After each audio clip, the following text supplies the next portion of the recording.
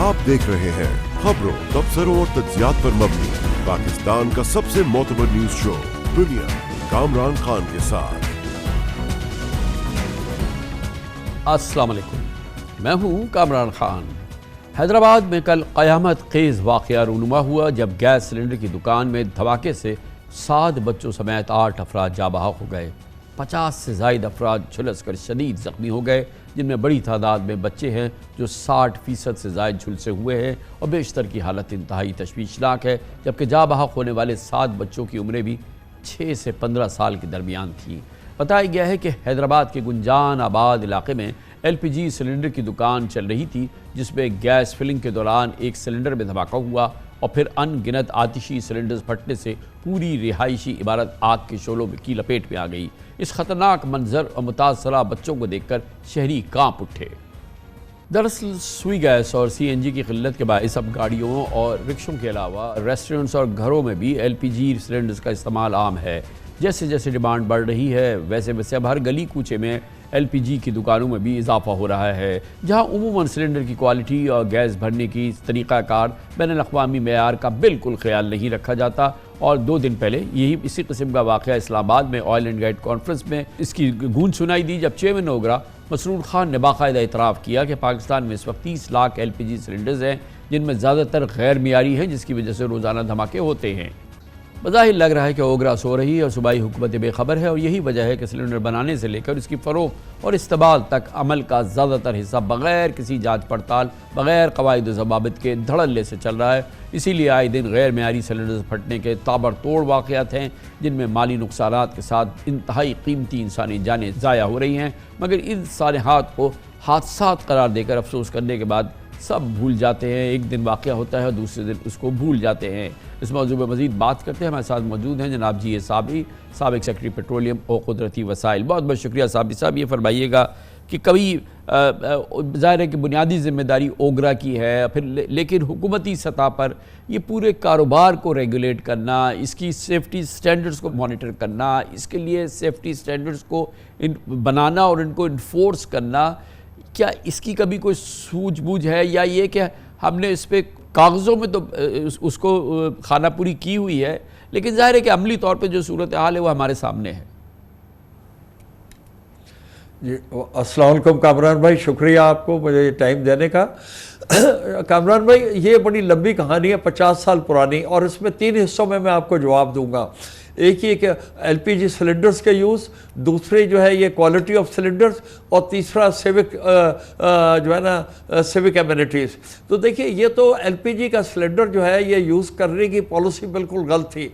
ये 50 साल से चल रही है, और उस वक्त 3 कंपनी होती थी। लोग अपनी ख़ास तौर पे मैंने ऐसे LPG cylinders in public transport, it was never meant, और ना ये होना चाहिए था, लेकिन हर वक्त ये प्रमोट होते गए, और वो जो अब एक बैनस बन गया है, समझे ना। तो जब तक कि अब ये ठीक नहीं, ये बंद नहीं करेंगे, और अब तो ये नामुमकिन हो गया। मैं लेट मी बी फ्रैंक, जब चीज़ हम चेक कर सकते थे उस वक्त हमने की नहीं। तो एक तो ये बात है। दूसरी बात है quality of cylinders. Yes, I fully agree. ये क्वालिटी ऑफ सिलेंडर्स के लिए भी कोई 35 साल पहले हाइड्रोकार्बन डेवलपमेंट इंस्टीट्यूट में एक इदारा जो है इसको बनाया गया था, और कहा गया था कि भाई आप क्वालिटी और स्पेसिफिकेशंस डिफाइन करें। अनफॉर्चुनेटली, जैसे आपने सही कहा कि हर चीज़ फाइलों में दब जाती है, और जब ये इशूज़ होते हैं वो लोग लग गए HDIP वाले CNG को प्रमोट करने और अपनी जो है ना मार्केटिंग कर रहे हैं। CNG तो मैं हमेशा से कहता रहा हूँ कि CNG जहाँ भी हो गाड़ियों में ही होता है, तो it is a big disaster, जो अब लोग रियलाइज़ कर रहे हैं। मैं तो 30 साल से बात है। अब आ जाते हैं हम ओगरा पे वर्सेस लोकल। ये जो है, देखिए, ओगरा की भी एक अपनी लिमिटेशंस है। ओगरा इज और रेगुलेटरी अथॉरिटी है, वो ये बता सकती है, लेकिन इम्प्लीमेंट ओगरा नहीं कर सकती। और इम्प्लीमेंटेशन जो हमेशा से शुरू से है, टेस्टिंग लेबॉर्ट्रीज़ का ये लोकल एडमिनिस्ट्रेशन के पास होता है, उनको करना चाहिए। और उनको, आपको मैं बताऊँ, मैं लाहौर फ्रीक्वेंटली जाता हूँ। लाहौर में आप किसी भी जगह देख लें, जगह जगह जगह जगह ये LPG सिलेंडर्स लगे हुए हैं, जो रिक्शा में भरते हैं। मैं कभी रिक्शा में बैठता हूँ, वो वहाँ भरते हैं। तो ये चीज़ जो है ना, ये हमें, और अब आ जाते हैं हम ये सिविक नेसेसिटीज़ पे। देखिए, हम हर चीज़ जो गवर्नमेंट पर डाल देते हैं, जब तक हम एज ए सिविल अपना एम्प्लॉय, हमें जब खुद नहीं हम समझेंगे और बार हम खुद नहीं रियलाइज़ करेंगे और तो उसके बाद यही चीज़ होती रहेगी कि जी ये फैसिलिटी नहीं है, ये नहीं है, ये नहीं है। गवर्नमेंट की मैं गवर्नमेंट की तरफदारी नहीं कर रहा, बट मैं आपको बता रहा हूँ कि गवर्नमेंट की भी एक लिमिटेशन है, एक हद तक जा सकती है। मगर इसमें कोई साबिर साहब ये कोई रॉकेट साइंस तो नहीं है ना कि कैसे प्रोटेक्ट करना है, कैसे सेफ्टी स्टैंडर्ड्स को इन्फोर्स करना है। अगर हमें नहीं पता, दुनिया भर में होता है, पूरी मिडल ईस्ट में होता है और बड़े प्रॉपर वहाँ पे रूल्स हैं, प्रॉपर उसका तमाम स्टैंडर्ड्स हैं, तमाम चीज़ें सेट है। इस पूरे बिज़नेस को बहुत ही क्लोजली मॉनिटर किया जाता है, उसके बहुत ही इम्पॉर्टेंट उसको उस पर ओवरसाइट मौजूद है। हमें उसी को इन्फोर्स करना है ना। हमने तो इसको खुले आम छोड़ दिया है, मतलब जैसे प्याज, आलू, टमाटर बिकता है, ऐसे एलपीजी के सिलेंडर का कारोबार होता है। जी बिल्कुल, आपने बिल्कुल वजह कहा, इससे ज़्यादा एक्सप्लेनेशन कोई हो ही नहीं सकती। लेकिन जब इम्प्लीमेंटेशन, दे आर रूल्स, ये जो है ना, ये जगह जगह दुकानें तो नहीं बना सकते, बट ये रूल्स जो है ये पुलिस, लोकल एडमिनिस्ट्रेशन इसको अप्लाई करे कि भाई आप क्यों ये डिपार्टमेंट खोल रहे हैं। आपको पता है जैसे पेट्रोल पंप के लिए डिपार्टमेंट ऑफ एक्सप्लोजिव से परमिशन लेनी पड़ती है, इसी तरह यहाँ पर भी रूल्स है कि हर जगह थोड़ी एक्सप्लोजिव आप चीज़ें खोल सकते हैं। बट ये देखिए, मैं पुलिस को ये नहीं कह रहा, बट ये बेसिकली पुलिस का काम है। अब आप देखें, यहाँ पे मुझे कराची का नहीं पता, लाहौर में गली गली में वो चौक पे थोड़ा सा यू टर्न के ऊपर पुलिस खड़ी होती है, हेलमेट को कंट्रोल कर रही होती है। बाबा हेलमेट से ज़्यादा ये जो बिग डिजास्टर है, हेलमेट तो इंडिविजुअल का काम है, भाई अल्लाह ना करे वो कुछ होगा, वो जिम्मेदार है। बट यहाँ पे देखिए जो कल जितना बड़ा सानिया हुआ है, ये चीज़ अब पुलिस को कंट्रोल करनी चाहिए कि दुकानें जो इरेगुलर जहाँ पर भी है जितना है वो अंडर द पैट्रेज ऑफ आगरा, विच लेकिन सर पुलिस को क्या पता क्या किस तरह का सिलेंडर होना चाहिए, किस तरह का फिलिंग स्टेशन होनी चाहिए, वो कहाँ से उनको कहाँ से पता चलेगा? क्या वो माँ के पेट से सीख के आएंगे? उनको क्या पता? ये तो पूरी हुकूमत का काम है, सूबाई हुकूमत का काम है, मखसूस उसके लिए इदारे होने चाहिए। अभी हम एलपीजी सिलेंडर की बात कर रहे हैं, जो घर की गैस है। आप देखिए आए दिन ये ट्रांसपोर्ट के अंदर ये जो सीएनजी है, इसकी जो सिलेंडर्स हैं, जो इसका तरीक़ाकार है, वो फट रहे होते हैं। सैकड़ों लोग अब तक मर चुके हैं इसमें। ना सीएनजी को रेगुलेट किया, ना एलपीजी को रेगुलेट किया, फ्री फॉर ऑल है। ये बम के गोले जो हैं वो घरों के अंदर, गाड़ियों के अंदर घूम रहे हैं, हज़ारों की तादाद में, लाखों की तादाद में। आपने सुना चेयरमैन आगरा से वो कह रहे थे कि 30 लाख सिलेंडर्स हैं मुल्क के अंदर, जिसमें से एक भी रेगुलेटेड नहीं है।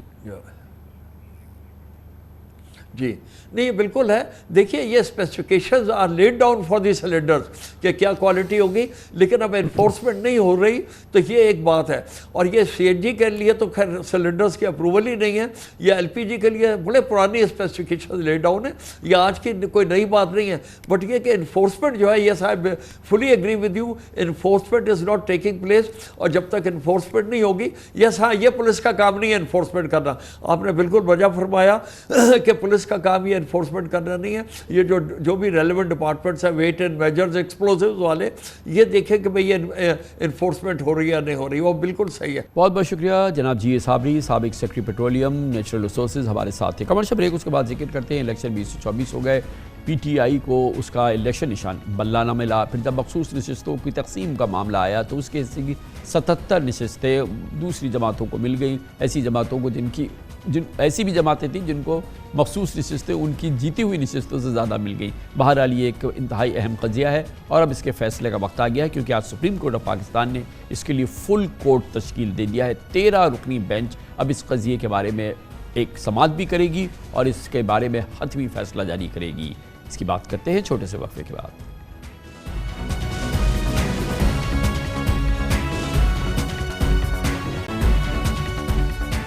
Welcome back. बज़ाहिर लगता है सुन्नी इत्तेहाद कौंसिल यानी पीटीआई की कौमी असम्बली और सूबाई असम्बलीज़ में 77 मखसूस नशिस्तों का कज़िया आर पार होने वाले हतमी मरहले में दाखिल हो चुका है। इसकी वजह सामने आई और जब चीफ जस्टिस ऑफ पाकिस्तान जनाब जस्टिस काजी फ़ाइज़ ईसा ने सुन्नी इत्तेहाद कौंसिल की मखसूस नशिस्तों की अपील्स पर समाअत के लिए फुल कोर्ट तश्कील दिया। चीफ जस्टिस की सरबराही में 13 रुकनी फुल कोर्ट में जस्टिस मसर्रत हिलाली के अलावा सुप्रीम कोर्ट के तमाम जजेस शामिल हैं और इस स्पीड से इसी केस की समाअत शुरू हो जाएगी। बिलाशुबा पीटीआई को कौमी असम्बली में 23 और सूबाई असम्बली की 54 मखसूस नशिस्तों की बाजियाबी का चैलेंज दरपेश है, जिसका आगाज़ उस वक्त हुआ जब 8 फरवरी के इलेक्शन से 1.5 माह कबल 22 दिसंबर को इलेक्शन कमीशन ने पीटीआई के इंट्रा पार्टी इलेक्शन कलअदम करार दिए थे और इससे बल्ले का इंतखाबी निशान वापस ले लिया था, जिसके बाद पेशावर हाई कोर्ट और सुप्रीम कोर्ट पर अदालती कार्रवाइयाँ हुई, मगर PTI को ना उसका इंतखाबी निशान बल्ला मिला और ना ही इलेक्शन के बाद मखसूस नशिस्तें मिली, बल्कि PTI अपने नाम यानी पाकिस्तान तहरीक इंसाफ से भी महरूम हो गई, जबकि PTI मुखालिफ जमातों की कौमी असम्बली और सूबाई असम्बली में लॉटरी लग गई।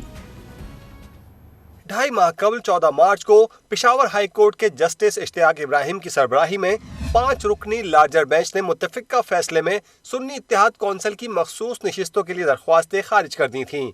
बेंच ने करार दिया था कि जो पार्टियां इलेक्शन में हिस्सा नहीं लेती उनका मखसूस नशिस्तों पर हक नहीं बनता।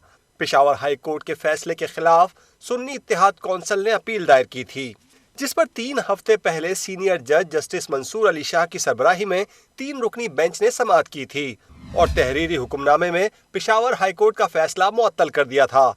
बेंच ने हुक्मनामे में करार दिया था कि जमहूरी मैंडेट के लिए जरूरी है कि मखसूस नशिस्तें अवामी नुमाइंदगी की अक्कास हों, जिसके बाद मखसूस नशिस्तों पर दीगर सियासी जमातों के कौमी असम्बली और सूबाई असम्बलियों के 77 अरकान किसी भी किस्म की कानून साजी में वोट देने से महरूम हो गए। समाअत के दौरान जस्टिस मंसूर अली शाह ने सवाल किया कि ये कैसे मुमकिन है कि किसी का मैंडेट किसी और को दे दिया जाए। जस्टिस अतर मिनुल्लाह ने मालूम किया था कि अगर किसी सियासी जमात के पास इंतखाबी निशान नहीं है तो क्या उसके उम्मीदवार नुमाइंदगी के हक से महरूम हो जाएंगे। जस्टिस मंसूर अली शाह ने रिमार्क्स दिए थे कि हमें अवामी मैंडेट की हिफाजत करनी है। कानून में कहाँ लिखा है कि बची हुई नशिस्तें दीगर सियासी जमातों में बांट दी जाएं। यकीनन इस पूरे मामले का एक अहम पहलू PTI की मखसूस नशिस्तों की मुज़ाहिका खैज़ पंदरबांट है।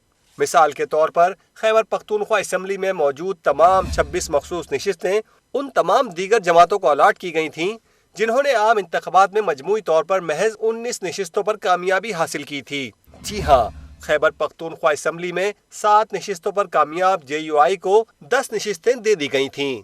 6 हलकों में जीतने वाली नून लीग को 8 मखसूस नशिस्तों से नवाजा गया, जबकि KP असम्बली की 4 नशिस्तों पर कामयाब पीपल्स पार्टी को बैठे बिठाए 6 मखसूस नशिस्तें थमा दी गई थीं। ANP और PTI पार्लियामेंटेरियन को भी 1 नशिस्त पर 1 मखसूस सीट मिल गई थी।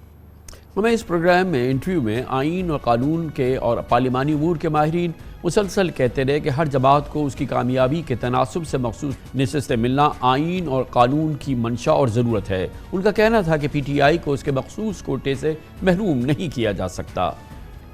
अब पीर को चीफ जस्टिस काजी फाइज़ ईसा की सरबराही में फुल कोर्ट इस केस की समाअत करेगा। फुल कोर्ट के फैसले के दूर रस असरात होंगे। बादियों नज़र में कोई दरमियानी फैसला नहीं आ सकता। या तो PTI एक बार फिर 77 मखसूस नशिस्तों से महरूम कर दी जाएगी, या फिर अगर PTI के हक़ में फैसला आया तो हुक्मरान इत्तेहाद कौमी असम्बली में 2/3 अक्सरियत से महरूम हो जाएगी। इस कज़िये को समझने की कोशिश करते हैं, इसके ऑप्शन पर गौर करते हैं। इसके लिए हमने दावत दी है पाकिस्तान के इंतहाई मुअज़्ज़िज़ सीनियर माहिर आइन व कानून मोहतरम अकरम शेख को। बहुत बहुत शुक्रिया शेख साहब, आपने हमें ज्वाइन किया है। शेख साहब ये फरमाइएगा कि जब चीफ जस्टिस साहब ने फुल कोर्ट बना दी है और ये ज़ाहिर है कि उनके सामने बात है कि जो 3 रुकनी बेंच का फैसला था जिससे PTI के इंतखाबी निशान को महरूम किया गया था वो उसके ख़िलाफ़ नज़रसानी मौजूद है, लेकिन इसके पस मंज़र में आगे जाके जो इलेक्शन कमीशन ने जो फ़ैसला किया और अब तक जो आखिर तक जो है PTI को उसकी मखसूस नशिस्तें नहीं दी गई, तो उस फैसले के बाद गोया के सुप्रीम कोर्ट के जो अब फुल कोर्ट है उसके ये 3 जज साहिबान जो हैं वो ये समझते हैं कि इलेक्शन कमीशन का फैसला भी सही था, PTI को मखसूस नशिस्तें नहीं मिलनी चाहिए थी। बहुत शुक्रिया खान साहब। ये असल में ये जो कॉन्सेप्ट है रजू अनिल ख़ता का, रिव्यू का कॉन्सेप्ट जो है ये हमारी जूरिस्प्रूडेंस का इस्लामी फ़िक़ा का एक बुनियादी असूल है जिसको हम कहते हैं रजू अनिल ख़ता। हर कोर्ट अपने किसी भी गलत फ़ैसले, अपने किसी भी ऐसे फ़ैसले जिसमें कोई ओवरसाइट हुई है, कोई चीज़ निगलेक्ट हुई है, उसको रिविज़िट करके उसको दुरुस्त कर सकती है। अब देखें, मेरी अपनी राय में वो जो पहला जो फ़ैसला है उसमें हमारे जो है ऑनरेबल बेंच के सामने शायद उतनी वो पेश नहीं किया उस अंदाज से, असर्टिव अंदाज से कि वो जो बेनज़ीर भुट्टो शहीद का जो मुकदमा था सिंबल के बारे में 88 के इलेक्शन का, जो 89 PLD 89 सुप्रीम कोर्ट पे 66 पे रिपोर्टेड है, ये फैसला उसका अल्ट्रा वायरीज है, पर इंक्यूरियम है। यानी वो फैसला अगर सुप्रीम कोर्ट के सामने होता तो मुझे अला वजहल बसीरत मैं मुतमईन हूँ कि मोहतरम चीफ़ जस्टिस साहब जैसे कायदाना सलाहियत रखने वाले चीफ़ जस्टिस साहब उसको नज़रअंदाज कर देते। ये जो है मेरा हुस्न ज़न है काजी फ़ायज़ ईसा साहब चीफ़ जस्टिस के बारे में कि उन्होंने अदालत को ओपननेस, ट्रांसपेरेंसी और बहुत अपने पावर्स को शेयर करके इज़्ज़त और वक़ार में इजाफ़ा किया है। तो अगर कोई देखें, अगर तकाज़ा बशरियत अगर कोई ओवरसाइट हो जाती है तो इंसानों से तो ओवरसाइट हो जाती है। मुझे यकीन है कि वो अगर यही फुल कोर्ट रिव्यू पिटिशन का फ़ैसला और इस जो मुतनासिब नुमाइंदगी और ये जो जुड़ी हुई सीटों का जो फ़ैसला है वो मेरे ख्याल में सही फ़ैसला होगा। तो शेख साहब इस बात के आप जो फरमा रहे हैं तो वो मौका तो अब आ गया फुल कोर्ट के पास। दूसरी चीज़ ये कि मैं एक बार फिर सराहत से आपसे जानना चाहूँगा कि जब 3 रुकनी बेंच ने फैसला दिया कि पीटीआई को बल्ले का निशान नहीं दिया जा सकता, तो उसके सामने ये बात थी कि आइंदा इसको मखसूस नशिस्तें भी नहीं मिल सकेंगी और मखसूस नशिस्तों के हवाले से भी एक हद तक उन्होंने फैसला दे दिया था। क्योंकि ये इम्पॉर्टेंट बात यह है क्योंकि उस समाअत के दौरान हमें अच्छी तरह से मालूम है कि जनाब काजी फ़ायज़ ईसा के सामने ये रखा गई थी बात कि अगर हमें मखसूस नशिस्तों का भी मामला हो सकता है, इसमें तमाम बातें हो सकती हैं। तो उन्होंने कहा कि अगर ऐसी कोई बात हो तो हमारे पास आप आइएगा, हम इसको देखेंगे। मगर मैं फिर भी आपसे जानना चाहता हूँ कि क्या उस 3 रुकनी बेंच ने न सिर्फ पीटीआई को बल्ले के निशान से महरूम कर दिया था बल्कि उसे तमाम प्रोसेस से आउट कर दिया था, यानी कि जिसमें कि उसको मखसूस नशिस्तें भी नहीं मिल सकती थी किसी भी सूरत में। हाँ साहब, बसद इज्ज़ो इनकसार और बसद एहतराम मैं उस फैसले से इत्तफ़ाक़ नहीं करता। मेरे ख़्याल में वो कानून की सही तशरीह नहीं है, दस्तूर की सही तशरीह नहीं है। लेकिन मैं जो इज़्ज़त माफ़ सुप्रीम कोर्ट है उससे मैं ये नहीं समझता, क्योंकि गलती हो सकती है और इसीलिए आर्टिकल 188 के तहत गलतियों की इस्लाह की एक जुरिस्डिक्शन मौजूद है जो कॉन्स्टिट्यूशनल जुरिस्डिक्शन है, जो सिर्फ इंट्रा पार्टीज जुरिस्डिक्शन नहीं है, वो कॉन्स्टिट्यूशन ने प्रोवाइड किया जुरिस्डिक्शन। तो मैं समझता हूँ कि बेंच के फाजल मेंबरान भी बैठे हैं, आथर जज इज़्ज़त माफ़ चीफ़ जस्टिस काजी फ़ायज़ ईसा साहब हैं, और वो जब देखेंगे सारे मामले को तो चूँकि उन्होंने ख़ुद कहा था कि हमारे पास ले आइए, अब उन्होंने शायद इसी गर्ज से पूरी कोर्ट को बुला लिया हो कि कल को मुतालबे की बजाय अब वो जब ये मसला खुलेगा तो दर हकीकत इस मुकदमे की बुनियाद तो वो बल्ले के निशान वाला मुकदमा है ना, वो फैसला है। तो अगर वो ज़ाहिर है वो फैसला खुल के अगर उसके ऊपर फ्रीकैन अपने इस्तदलाल पेश करेंगे तो मैं समझता हूँ ये शरह सदर के साथ फैसला हो जाएगा। तो हमारी रिवायात में ऐसे है, गोया आप जैसे फरमा रहे हैं और हमने माहिरीन की बात सुनाई, शायद आपने सुनी भी हो, चाहे वो पिलडाट हो, अहमद बिलाल महबूब साहब हो, दूसरे आपके साथी वकला हों, सबकी ये राय थी कि बहरहाल अवाम ने वोट दिया है पीटीआई को और फिर वो सुन्नी इत्तेहाद कौंसिल बन गई या फिर उसकी जो भी सूरत हाल हुई, मगर उसके एवज़ उसको न सिर्फ ये कि मखसूस नशिस्तें ना मिली बल्कि वो जमात जिसने 6 नशिस्तें ली हैं सूबाई असम्बली में उसको 10 मिल गई, जिसने 4 ली थी उसको 8 मिल गई। अब एक तरह की खुलेआम बंदरमाट हो और अब सुप्रीम कोर्ट की फुल कोर्ट जो है वो उसको स्टैम्प भी कर दे। ये जैसे कि आप फरमा रहे हैं, हमारा भी एक आम ख्याल ये है कि ये बादिस क़यास है। हाँ साहब, बात यह है कि पार्टी को महरूम करने के बावजूद लोगों ने अपनी मंशा के उम्मीदवारों को वोट दिया। पाकिस्तान तहरीक इंसाफ का जो सोशल मीडिया विंग था, ऑल प्रेजेस फॉर देम, उन्होंने they reached out to every nook and corner of the country और इन्फॉर्म्ड देयर वोटर्स कि उनका कैंडिडेट कौन है। मैं ये समझता हूँ कि इसी तरह का एक हमला हुआ था मोहतरमा बेनज़ीर भुट्टो पर 88 में, और वो भी उनको निशान से, तीर के निशान से महरूम कर दिया गया था। और वही मुकदमा इज़्ज़त माफ़ 12 जज साहबान सुप्रीम कोर्ट के फुल कोर्ट ने सुना था और उसका शफ़ी रहमान साहब की लीडिंग जजमेंट थी। उस पर उन्होंने कहा था कि ये अल्ट्रा वायरीज़ है, क्योंकि फंडामेंटल राइट आर्टिकल 72 का जो है वो गारंटी करता है पॉलिटिकल पार्टी को भी और वोटर को भी कि वो अपना राइट एक्सरसाइज करे। फिर 93 में जब मियां मोहम्मद नवाज शरीफ साहब का असम्बली डिसोल्यूशन का केस हुआ, जिनकी प्रोसीडिंग्स में मैं भी काउंसिल था, तो उसमें इस राइट को एक इतनी तोसी दी गई, फुल कोर्ट ने ये कहा कि राइट, फंडामेंटल राइट एक तो वो हैं जो विजिबल हैं और एक वो हैं जो इनविजिबल हैं, पेनम्बरा राइट्स ऑफ पेनम्बरा और फंडामेंटल राइट। तो ये मैं नहीं समझता कि किसी भी सूरत में एक सियासी जमात को या पाकिस्तान के एक शहरी को उसकी पसंद के उम्मीदवार को वोट देने से रोका जा सकता है। और ये बात इस्टेब्लिशमेंट के नोट करने की है या वो लोग जो इंतखाबात करवाते हैं उनके नोट करने की है कि उन्होंने वही हरबे जो माजी में इस्तेमाल किए थे। आप यकीन करें, मैं एक ऑब्जर्वर की हैसियत से, एक सिटीज़न की हैसियत से 54 साल से मैं इलेक्शंस देख रहा हूँ, मैंने नहीं देखा कि कभी पाकिस्तान के वोटरों ने कभी धोखा खाया हो और कभी इस तरीके से। देखें 88 में मोहतरम बेनज़ीर भुट्टो तीर के निशान के बावजूद वो चली गई। अब भी जो उन्होंने अब जो ज़्यादा करी हुल मंजर एक सियासी मंजरनामा है वो ये जो सीटें हैं, मखसूस नशिस्तें, इनकी तकसीम का है। मैं ये समझता हूँ कि पहले सिंबल का फ़ैसला और उसके साथ ही मखसूस नशिस्तों का एक साथ फ़ैसला हो जाना चाहिए। खान साहब, हमारे मुल्क को सियासी इस्तेहकाम की ज़रूरत है, माशी इस्तेहकाम के लिए। हम एक बंद गली में हैं, we need to move forward. बहुत बहुत शुक्रिया, बहुत शुक्रिया। पाकिस्तान के सीनियर तरीन माहिर आइन व कानून जनाब अकरम शेख हमारे साथ थे। कमर्शियल ब्रेक, उसके बाद जिक्र करते हैं बजट की आमद है। बहरहाल IMF का बजट आएगा क्योंकि IMF का प्रोग्राम दरकार है और ये एक गैर मकबूल हुकूमत के लिए एक बहुत मुश्किल बजट होगा। आवाम के लिए क्या लाता है ये बजट, ये हम आपको बताते हैं छोटे से वक्त के बाद।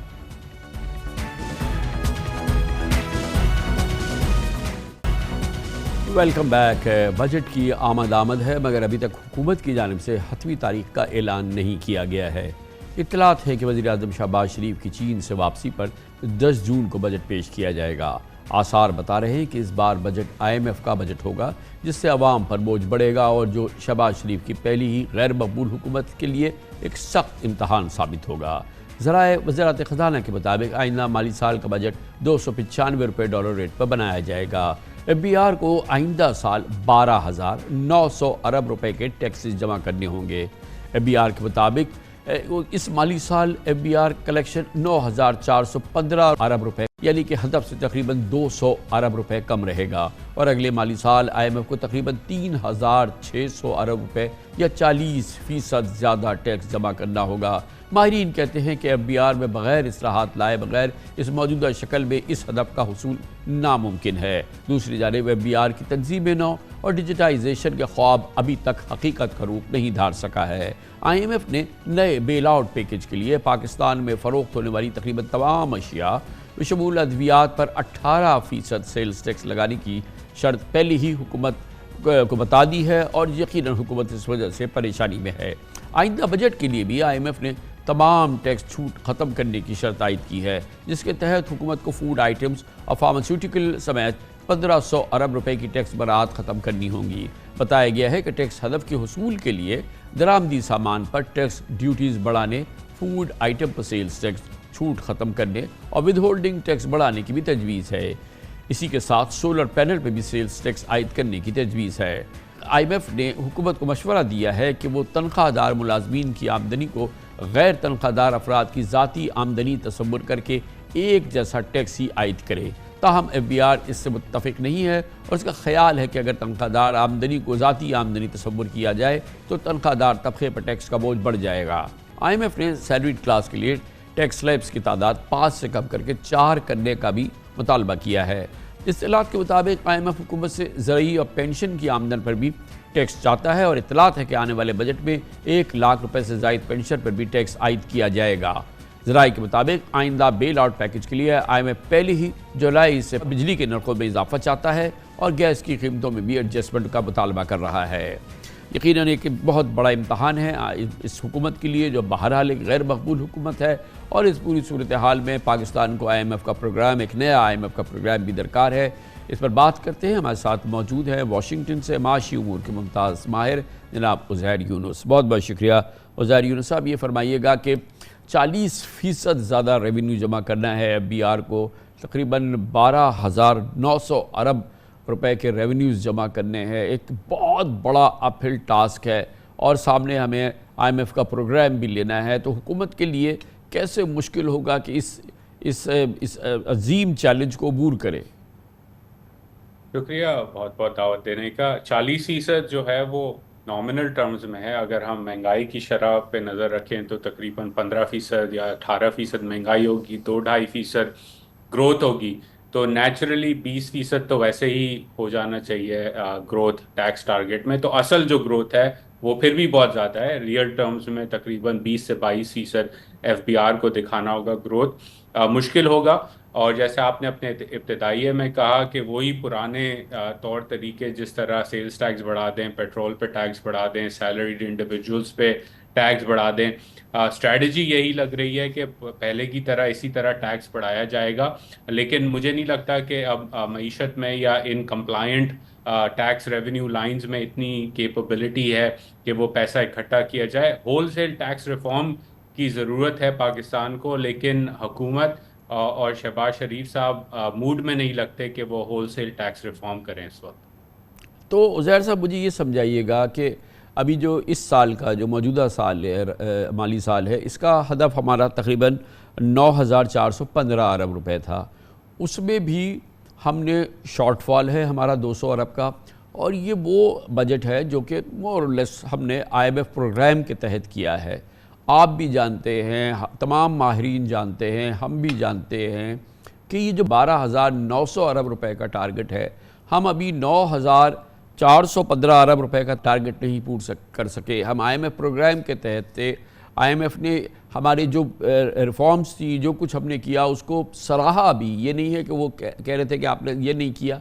तो IMF को नहीं पता है कि कहाँ से जनरेट होगा 12,900 अरब, कहाँ से आएगा। देखें, IMF को मालूम है, और हो सकता है इसीलिए वो थोड़ा अग्रेसिव टारगेट रखें पाकिस्तान के लिए, क्योंकि हर दफ़ा पाकिस्तान टारगेट से कुछ कम ही पैसे जो है वो इकट्ठा कर सकता है। असल मसला कामरान खान साहब इस वक्त ये है कि पाकिस्तान का जो टैक्स निज़ाम है वो एक बड़ा अनफेयर और रिग्रेसिव टैक्स निज़ाम है, जहां गरीब के ऊपर बनिस्बत उसकी इनकम के ज़्यादा टैक्स लगाया जाता है, आम शहरी के ऊपर बनिस्बत उसकी इनकम ज़्यादा टैक्स लगाया जाता है, इंडस्ट्री जो कि फॉर्मल बिजनेस है उसके ऊपर ज़्यादा टैक्स लगाया जाता है, और जो मुश्किल सियासी काम है कि आप रियल एस्टेट पे टैक्स लगाएं, या आप रिटेलर्स जो कंप्लाई नहीं करते उन पे टैक्स लगाएं, या आप स्मगलिंग पे कंट्रोल करके उनको फॉर्मल इकॉनमी में लाएं और उनसे टैक्स कंप्लाई कराएं, वो काम नहीं हो रहा। तो IMF भी अब जो है बज़िद है कि अगर आपने असल काम नहीं करना तो फिर आप एक्सट्रैक्ट करते रहें, लेकिन पैसे आपने इकट्ठा कर दें, उसके बगैर IMF आपको प्रोग्राम नहीं देगा। उज़ैर साहब, एक और चीज़ है, टैक्सेस आएंगे, अगर बिज़नेस होगा, इकॉनमी चलेगी, बूम होगा और हर लिहाज से ग्रोथ होगी, तो उसमें ज़ाहिर है कि वो होगा। और आप ये देख रहे हैं कि IMF है हमारे अभी रहा पूरे सर पे। जब हमारी 38% इन्फ्लेशन थी, महंगाई थी, तो हमारा 22% हमने अपनी हिस्ट्री का सबसे ज़्यादा इंटरेस्ट रेट रखा था। आज वो आप देख रहे हैं कि इन्फ्लेशन कम होकर 13-14% तक आ गई है। हमारा इंटरेस्ट रेट अभी भी 22% है।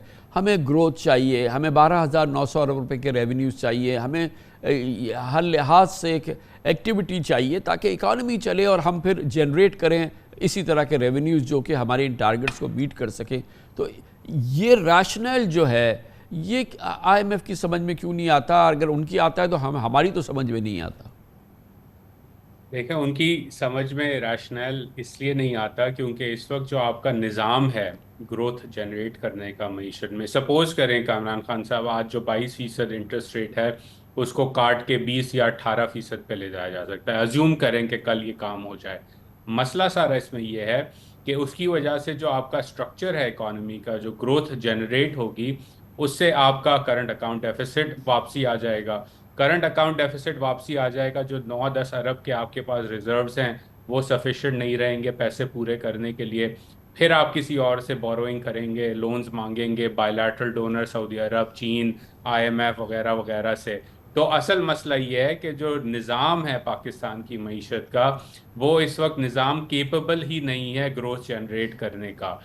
ये बात पाकिस्तान में पाकिस्तान के सियासतदान या हुकूमती ज़राए या बाकी इदारे शहरियों को बता नहीं रहे ओपनली कि जो निज़ाम है वो नहीं चल सकता। अब निज़ाम का ढांचा आपने ठीक करना है। निज़ाम का ढांचा ठीक करने के लिए आपने सियासी ऐसे फैसले करने पड़ेंगे जिसकी वजह से उसका सियासी नुकसान आपको नियर टर्म में फेस करना पड़े, और वो सियासी नुकसान जो है ना ये हुकूमत ना इससे पहले वाली हुकूमत लेने को तैयार थी। मैं आपको एक एग्जांपल देता हूँ। आपने अभी रीसेंट टैक्स की बात की, मैं डेटा देख रहा था 2019 से आगे तक का, तो 3 से 4 साल में पाकिस्तान का टैक्स रेवेन्यू टोटल जो है वो तकरीबन 70 से 75% बढ़ा, लेकिन उसी ज़माने में महंगाई की शरह जो है वो 80 से ज़्यादा फीसद थी।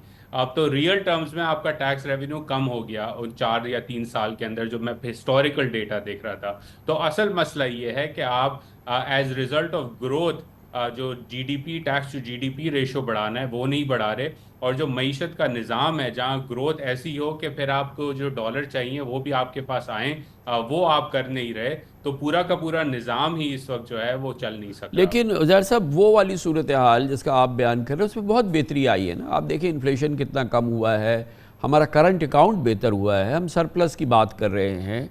दूसरी जानिब ये डिमांड डिस्ट्रक्शन जो है, यानी कि हम इकॉनमी को सफोकेट करें, हम ग्रोथ को सफोकेट करें, क्या ये मसले का हल है? और क्या ये इससे हमारी इकॉनमी स्टेबलाइज होगी? इससे जो है ये पाकिस्तान की बाकी जो जाहिर है कि जो मसाइल हैं, जो ग्रोथ ना होने के मसाइल हैं, जो अनएम्प्लॉयमेंट के मसाइल हैं, जो एक्सपेंशन नहीं हो रही, जो कुछ नहीं हो रही, क्या ये मसले का हल है? नहीं, बिल्कुल ये हल नहीं है। ग्रोथ को जकड़ना एक पाकिस्तान जैसे मुल्क में बिल्कुल भी हल नहीं है। मैं ये कतन नहीं कह रहा। इसकी एक आम मिसाल ये है कि एक शख्स है, उसने वेट लॉस करना है। वेट लॉस करने का एक तरीका है मैं उसको आईसीयू में डाल दूं, दवाइयों पे डाल दूं, और वो खाना पीना बंद हो जाए तो उसका वेट लॉस हो जाएगा, या उसका हाथ काट दूं तो 10 पाउंड कम हो जाएगा। तो ये तो अच्छा वेट लॉस नहीं हुआ। अच्छा वेट लॉस तो ये हुआ कि आपने अपनी नरिशमेंट चेंज की, डाइट प्लान चेंज किया, आप जिम में जाने लगे, आपने भागना शुरू कर दिया, और फिर आपका वेट लॉस हुआ, तो आपकी सेहत भी अच्छी होगी। पाकिस्तान के अंदर मसला इस वक्त ये कि पाकिस्तान के अपने पॉलिसी मेकर्स को, अपने सियासतदानों को, अपने इदारों को देखना होगा कि क्या ये जो निज़ाम है पाकिस्तान के अंदर, इस पे डोमेस्टिक इन्वेस्टर खुश है? नहीं है। इस पे फॉरेन इन्वेस्टर जो ऑलरेडी पाकिस्तान में मौजूद है, OICCI से आप बात कर लें, क्या वो खुश है? नहीं है। क्या केसेस जल्दी सॉल्व हो रहे हैं बिजनेस के पाकिस्तान की अदलिया के अंदर? बिल्कुल नहीं हो रहे।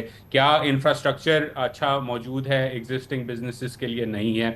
तो जब तक आप बेसिक चीज़ें ठीक नहीं करेंगे, ये कहना कि ग्रोथ किसी आसमान के ज़रिए आ जाए पाकिस्तान के अंदर, हम इंटरेस्ट रेट कट कर दें या फलाना कर दें या कुछ और कर दें, असल मसला कामरान खान साहब 25 से 30 साल हो गए इस मुल्क में सही मीनिंगफुल रिफॉर्म नहीं हुआ। हर कोई बात करता है रिफॉर्म करने की, और फिर 18 महीने बाद कहता है कि मुझे 6% ग्रोथ आज ला के दे दो। तो जब वो ग्रोथ आएगी तो फिर आप IMF के पास जाएंगे, कर्जे मांगेंगे। अब मसला सारा ये है कि कोई और पाकिस्तान को आसान कर्जे देने को राजी नहीं है इस वक्त। बहुत बहुत शुक्रिया उज़ैर यूनुस, माशी उमूर के माहिर, हमारे साथ वाशिंगटन DC से थे। और इसके साथ ही हमारे आज के प्रोग्राम का अख्ताम होता है। सैटरडे संडे की हफ्तावार तातील के बाद पीर को इंशाअल्लाह आपसे फिर मुलाकात होगी। पीर तक के लिए कामरान खान को इजाज़त। अल्लाह हाफ़िज़ नासिर।